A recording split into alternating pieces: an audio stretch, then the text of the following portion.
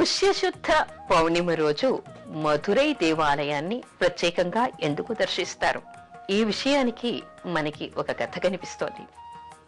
పూర్వం వరగుణుడు అనేటువంటి పాండ్యరాజు ఉండేవట. అతను మధురైలో ఉండేవాడు. అయితే ఒకసారి అతను గుర్రపు స్వారీ చేస్తూ ఉన్నట్ట. గుర్రపు స్వారీకి బయటికి వెళ్ళినప్పుడు ఆ గుర్రమేమో పొగురుగా ఉందిట. అది వేగంగా వెళ్లి ఒక బ్రాహ్మణ్ణి తొక్కేసిందిట. ఆ బ్రాహ్మణుడు మరణించాడు. మరణించగానే అతను బ్రహ్మరాక్షసి ఈ రాజును పట్టేశాట. మానసికంగా వేదన పడుతూ ఉన్నట్ట. ఏం చెయ్యాలి తెలియకుండా పొరపాటు జరిగిపోయింది. ఒక బ్రహ్మహత్యా పాతకం జరిగింది. ఒక బ్రాహ్మణుడు నా గుర్రం కింద పడి చనిపోయాడు. అతను నన్ను బ్రహ్మరాక్షసై పీడిస్తూ ఉన్నాడు. ఈ పీడ నుంచి నేను ఎలా బయటపడతాను, దీనికి నేనేం చెయ్యాలి అని విచారగ్రస్తుడై ఉన్నట్ట. కాకపోతే అతను చాలా ధర్మంగా పరిపాలిస్తూ ఉండేవాడు. ఎవరు ధర్మాన్ని పాటిస్తారో ధర్మో రక్షతి రక్షితః అన్నట్టుగా ఎక్కడైనా పొరపాటు జరగవచ్చేమో.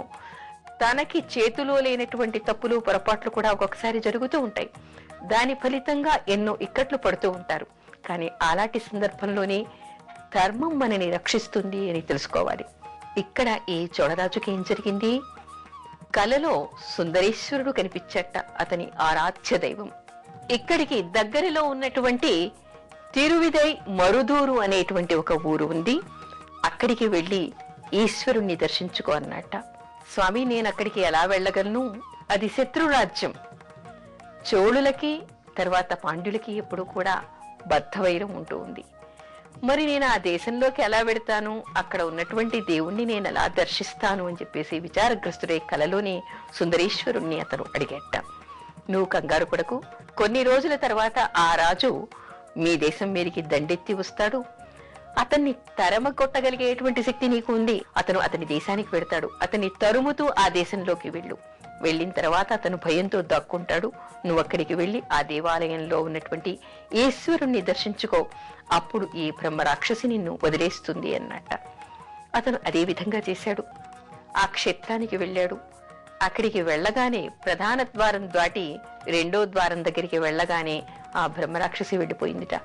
అక్కడ ఉన్నటువంటి ఈశ్వరుని దర్శించుకున్నాడు. ఆ తర్వాత మళ్ళీ అదే గుమ్మం ద్వారా బయటికి వస్తే మళ్ళీ ఆ బ్రహ్మరాక్షసి ఎక్కడ పడుతుందో అనేటువంటి భయంతో దొడ్డి గుమ్మం ద్వారా బయటికి వచ్చేసి తన రాజ్యానికి వచ్చేట. ఆ రోజు ఏమిటి? పుష్యశుద్ధ పౌర్ణిమ. విశేషమైనటువంటిది. ఆ చోళరాజుని బ్రహ్మరాక్షసి వదిలినటువంటిది, బ్రహ్మహత్యాపాతకం నుంచి బయటపడినటువంటి మహత్తరమైనటువంటి రోజు కాబట్టి అక్కడ తిరువిదై మరుదూరులోను ఆ తర్వాత తన ఆరాధ్య దైవమైనటువంటి మీనాక్షి సుందరేశ్వరుల్ని కూడా ఆయన ప్రత్యేకమైనటువంటి ఉత్సవాలు జరిపించడం మొదలుపెట్టాట. అప్పటి నుంచి జనాల్లో ఒక నమ్మకం పెరిగింది. ఎవరైనా సరే తెలియకుండా కొన్ని దోషాలు చేయటం వలన, ఇక్కడ ఈ రాజ్యంలో ఉన్నటువంటి ఈ దేవాలయాన్ని దర్శించి పూజించుకోవటం వలన వాళ్లకు ఉన్నటువంటి దోషాలన్నీ కూడా పరిహారం అవుతాయి అనేటువంటి నమ్మకంతో అందరూ కూడా ప్రత్యేకంగా పుష్యశుద్ధ పౌర్ణిమ రోజు ఈ రెండు దేవాలయాన్ని దర్శించి అక్కడ ఉన్నటువంటి దేవుళ్ళని అంటే ఈశ్వరుణ్ణి వీళ్ళు ఆరాధిస్తారు అనేటువంటి విషయం మనకి ప్రత్యేకంగా కనపడుతోంది. పుష్య పౌర్ణిమ రోజు ఏ ఏ క్షేత్రాలను దర్శించటం వలన విశేషమైనటువంటి ఫలితం లభిస్తుంది? ఈ పుష్యశుద్ధ పౌర్ణిమకి తైపూసం అనేటువంటి పేరు కూడా ఉంది. అయితే ఇక్కడ మనకంటే ఎక్కువగా కూడా తమిళనాడులో ఈ తైపూసాన్ని ఎక్కువగా పాటిస్తూ ఉంటారు. అంటే తమిళనాడులో తిరునల్వేణి అనేటువంటి ఊరు ఉంది. అక్కడ తామ్రపర్ణి అనేటువంటి నది కూడా ఉంది. అయితే పరమేశ్వరి ఈశ్వరుడి కోసం అక్కడ కొంతకాలం తపస్సు చేసిందిట.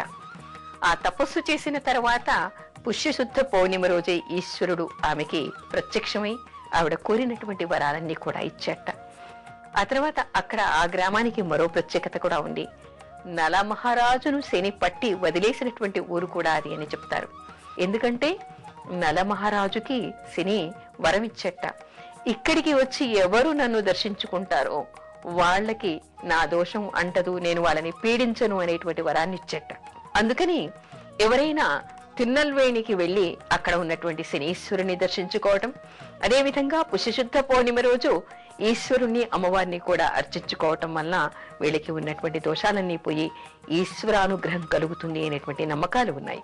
అదేవిధంగా తమిళనాడులో మనకి మరో ప్రత్యేకత కూడా ఉంది. అదేమిటి అంటే అంబ సముద్రం అనేటువంటి తాలూకా ఉందిట. అక్కడ కూడా ఒక దేవాలయం ఉంది, ఈశ్వరాలయం ఉంది. ఒకప్పుడు ఇంద్రుడికి మహాపాపాలు పట్టుకుంటే అక్కడికి వచ్చి అక్కడ ఉన్నటువంటి నదిలో స్నానం చేసి ఈశ్వరుణ్ణి అర్చించటం వలన ఆయన పాపాలన్నీ పోయాయిట. అది కూడా ప్రత్యేకంగా పుష్యశుద్ధ పౌర్ణిమ రోజు. అందుకని తైపూసం అని ఈ దేవాలయంలో కూడా ప్రత్యేకమైనటువంటి పూజలందరూ చేస్తూ ఉంటారు. అంతేకాదు తమిళనాట మరో మహాక్షేత్రం ఉంది, అదే వైదీశ్వరన్ కోయల్ అంటారు. వైదీశ్వరుడు అంటే వైద్యం చేసేటువంటి వాడు, వైద్యుడు. అయితే ఆ దేవాలయంలోనే మనకి సుబ్రహ్మణ్యేశ్వరుడు కూడా ఉన్నాడు. ఆ సుబ్రహ్మణ్యేశ్వరుడికి ఒకసారి అమ్మవారు ఆయనకి ఆయుధాన్ని, శక్తి ఆయుధాన్ని ఇచ్చిందిట. అది వేలాయుధంగా చెప్తారు. అయితే దీనికి ఉన్నటువంటి ప్రత్యేకత ఏమిటి?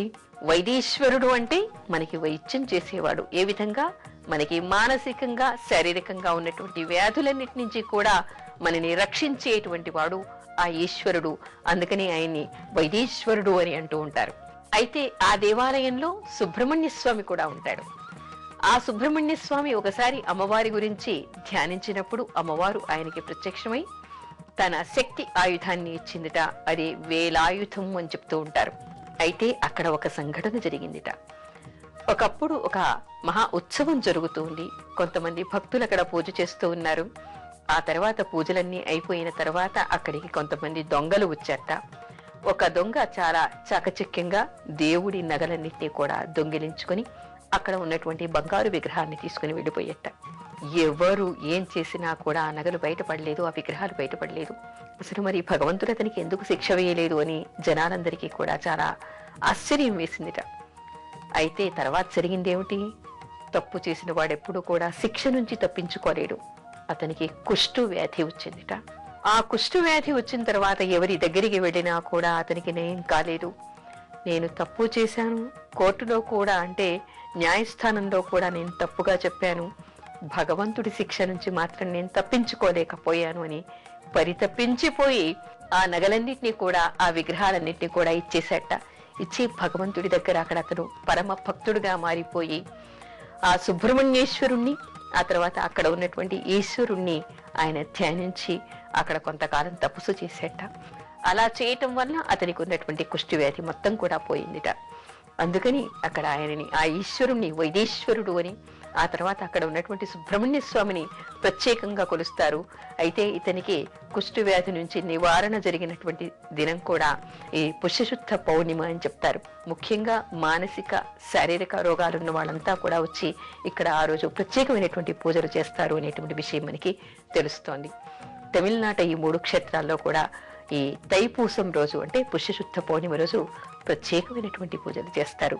కానీ ఎవరైనా సరే పుష్యశుద్ధ పౌర్ణిమ రోజు తెల్లవారుజామున లేచి లక్ష్మీనారాయణులను అర్చించి సూర్య భగవాను అర్చించటం వలన తప్పనిసరిగా వ్యాధి నిరోధం జరుగుతుంది, వ్యాధి నివారణ జరుగుతుంది అనేటువంటి విషయాన్ని తెలుసుకోవాలి.